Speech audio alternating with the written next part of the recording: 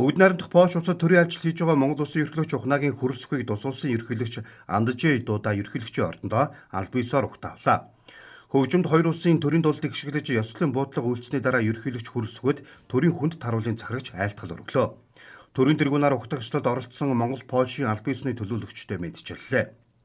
Польшийн ерөнхийлөгчийн ордон нь 1643 онд баригдаж эхэлсэн. Польшийн төвөгтэй салшгүй холбоотой уран барилгын нэг юм а.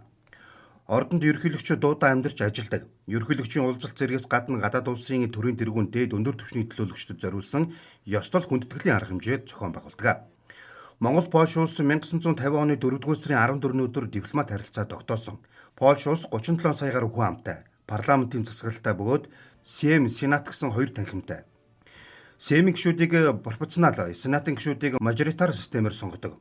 Ерөнхийлөгчөө Дуда 2020 онд 5 жилийн хугацаагаар дахин сонгогдсон. 1996 онд хууль зүйн удирдлагын ухааны чиглэлээр их сургууль төгссөн. Польшийн захиргааны эрх зүйдэх хуулийн ашиг сонирхол сэдвээр докторийн зэрэг хамгаалсан.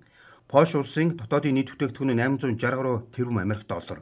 Нэг хүнд ногдох дотоодын нийт бүтээгдэхүүн 23 мянга гаруй Америк доллар. Дундаж цалин 2000 гаруй евро. Дундаж тэтгэвэр 940 евро. Аж үйлдвэрлэл үйлчлэгээ хөдөө аж ахуй, металл ураг, уулуурхай, эдийн засгийн голлох салбарт тооцогддог. Тус бүр 350 гаруй тэрбум еврогийн үнэ бүхий машин, тоног төхөөрөмж, хим бүтээгдэхүүн, хүнс үдээ аж ахуйн бүтээгдэхүүн, металл ураг экспортлож, импортлдог. Гадаадын шууд хөрөнгө оруулалтын хэмжээ жил бүр өсөж 3.7 тэрбум евроод хүрсэн байна.